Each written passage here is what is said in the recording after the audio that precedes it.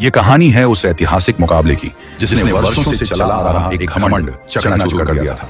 एक ऐसी टीम का घमंड टूटा था जो खिलाड़ियों के रूप में दानवों की पूरी सेना जैसी लगती थी। उसका घमंड ही उसका घमंड नहीं बल्कि उसकी शान और पहचान बन चुका था। लेकिन वही घमंड एक दिन उसके पतन की वजह बना। ये थी वो टीम जो लगातार 3 विश्व कप अपने नाम कर चुकी थी। एक ऐसी टीम जो अनुभव के मामले में सिर से पांव तक भरी हुई थी। उसके सामने खड़ी थी टीम इंडिया, जोश और जुनून से भरपूर युवा खिलाड़ियों की टोली। वो समय ऐसा था जब ऑस्ट्रेलियाई टीम का प्रभुत्व पूरी क्रिकेट दुनिया पर हावी था। कौन सा देश किस मैदान पर मुकाबला है, इन सवालों से कंगारुओं को कोई फर्क नहीं पड़ता था। उनका तो एक ही उसूल था, दुश्मन की जमीन पर जाकर उसे धूल चटा दो। क्रिकेट के मैदान पर जब भी मुकाबला होता तो नतीजा लगभग तय माना जाता और वो था ऑस्ट्रेलिया की जीत। इस टीम में कुछ ऐसे दिग्गज थे जिन्होंने कभी हार का मतलब नहीं समझा था। वहीं दूसरी ओर भारतीय खेल में ज्यादातर खिलाड़ी पहली बार वर्ल्ड कप के सेमीफाइनल जैसे बड़े मंच का हिस्सा बन रहे थे।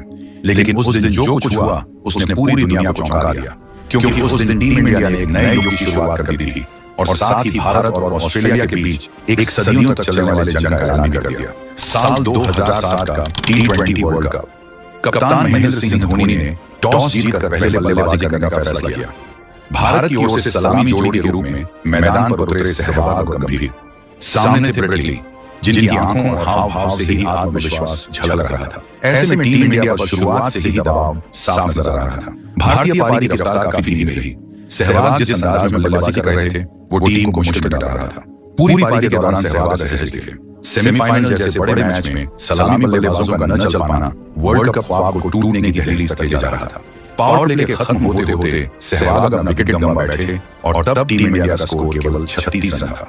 सहवाग बड़ा स्कोर नहीं बना पाए और मिशेल जॉनसन का शिकार बने। ये ऑस्ट्रेलिया के लिए बहुत बड़ी सफलता थी। उनके आउट होने के बाद गंभीर और रॉबिन उथप्पा ने पारी को संभालने की कोशिश की, लेकिन जैसे किस्मत भी भारतीय टीम के साथ कुछ अलग ही मजाक कर रही थी। उथप्पा जब मैदान पर आए तो पहली ही गेंद पर उन्हें जीवनदान मिला। कुछ ही देर बाद उन्हें दूसरा जीवनदान भी मिला।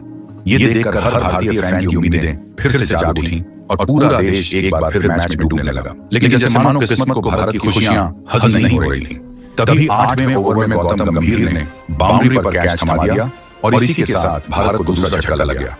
ऑस्ट्रेलिया खिलाड़ी मैदान के बीच में ही खुशी से झूम उठे। अब उन्हें यकीन होने लगा था कि इस बार का T20 वर्ल्ड कप उन्हीं का होने वाला है। भारतीय बल्लेबाज जिस तरह जूझ रहे थे और रन बनाने में संघर्ष कर रहे थे, वो देखकर खुद भारतीय समर्थकों के चेहरों पर चिंता की लकीरें खींचने लगी थीं, क्योंकि गंभीर ने 25 गेंदों में महज 24 रन बनाकर पवेलियन की राह पकड़ ली थी। 8 ओवर की समाप्ति पर भारत का स्कोर केवल 41 रन पर 2 विकेट था। ये शुरुआत हार का संकेत दे रही थी। अब मैदान पर वो खिलाड़ी आ रहा था जिसने पिछले मुकाबले में क्रिकेट